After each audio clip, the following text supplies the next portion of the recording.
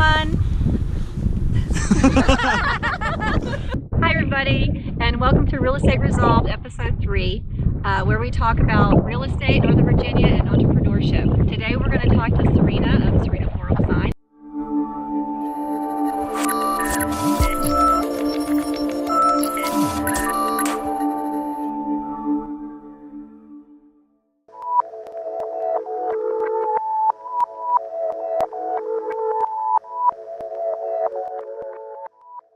In honor of National Nothing Day on January 16th, we're not doing anything for that.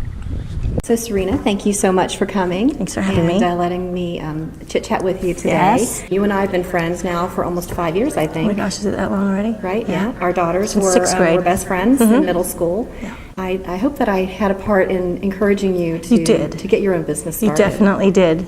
And we kind of started at the same time with the ideas, but you were kind of a precursor to me, kind of right. getting I was inspired. trying a real estate business, and you were trying to do and we something. would meet and kind of like hold each other accountable. Tell me a little bit about how you got your the idea of starting your business, and just what your inspiration was.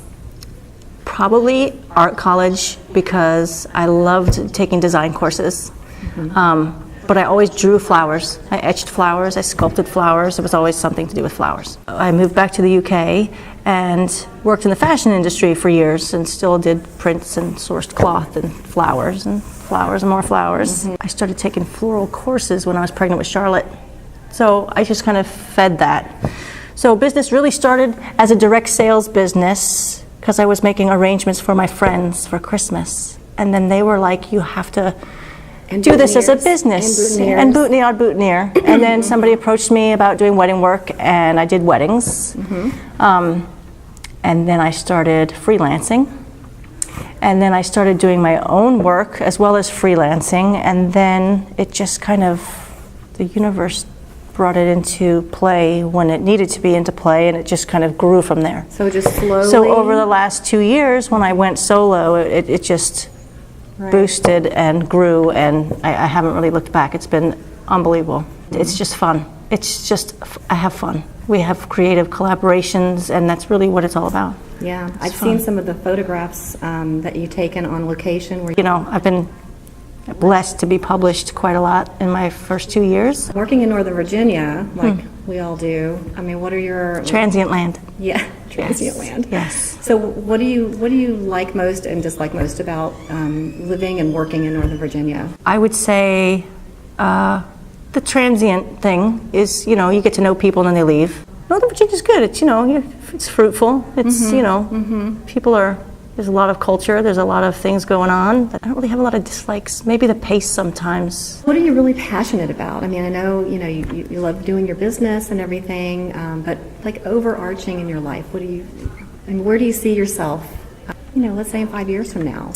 Well, I would like to grow in my business. I don't really put a lot into that, only because I find it flows out of me. It's not a struggle for me. I find it easy to create, but I don't know, I think my passion is probably my family, my kids. Right. And what I want to do in 5 years, my dad said to me, he says, don't think about it too much, just do it.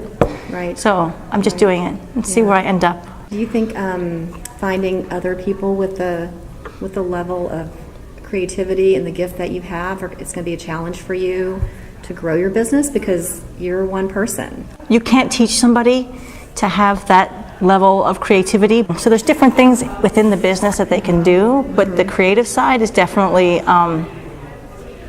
yes. Yeah, it's you either kind have of it or you don't. You have. Well, what piece of advice would you offer somebody if they were looking to get into the business that you're in? I think you have to be prepared for hard work, because it's not just picking up a flower, cutting it and putting it in the water. It's cleaning, it's trimming, it's prepping, it's wiring, it's finding containers, it's the shape, it's the colors, it's a lot of tedious wrapping and pinning and stuff like that. But I think if you really love them and you're prepared to do hard work and you have a creative vision and you can go and do and create and build a space and beautify a space, then that's fun. Tell me what's one thing that was a super stressful thing that you can look back on now in your business and you can say, wow, that was pretty funny. We had a big wedding when I first started working with this woman, years ago, we had a huge wedding at the Sheraton National. And it was all hydrangeas. It was beautiful. Big balls like pomodors all over the tables on boxes, but hydrangeas and everything. And we thought everything was just perfect when we left. And I got a call at about 7 o'clock in the morning. And she said, oh my gosh, Sarena, the hydrangeas, half the hydrangeas are wilted. So we're like, that's like 300 hydrangeas we used. It was that big. So there we were. We got coolers, filled them up with ice water, and stuck all the hydrangeas that had died into the coolers, and they all bounced back. If anybody's out there using hydrangeas, put them in water. Okay. They like water. Or tube them. That's why a lot of times you see them with tubes in arrangements. Right. It wasn't funny at all. Not at the time. And I understand you have an event coming up on February 26th here at Stonewall Golf Club. Yes. That you'd like to tell everybody about? It's a bridal show. If anybody has any brides that want to come and see, there's going to be loads of vendors here. It's a great venue for weddings, and we'll be here. There's event planners, there's cake people, there's all kinds of different wedding industry professionals here. So thank you everybody for watching, and we will see you next time for episode 4 of Real Estate Resolved. You guys have a great day.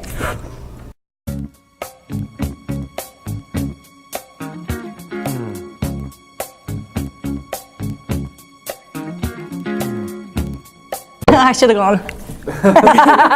gone.